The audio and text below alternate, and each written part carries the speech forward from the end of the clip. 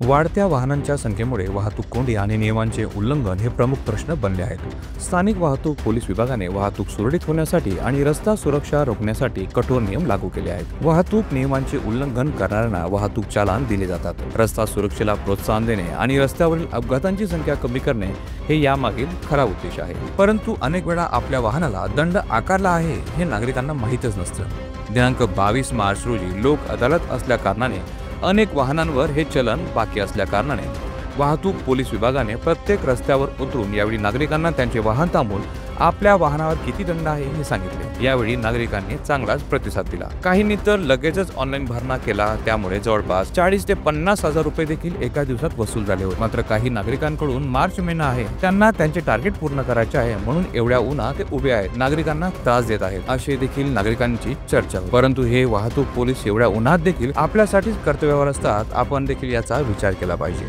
परंतु या विभागात काही कर्मचारी याला अपवाद आहे की जे कर्तव्यावर असताना वाहन पकडतात आणि वाहन एका बाजूला घेऊन गेल्यावर त्या वाहन मालकासोबत आधी गरम आणि मग नरम असा प्रकार बघायला मिळतो। या ठिकाणी असे काय घडते? हे साहेब वाहनाला दंडही देत नाहीत, मग वाहन का थांबवतात? बघायला विसरू नका उजव्या खिशाची कमाल। साक्षीदार न्यूज, जळगाव।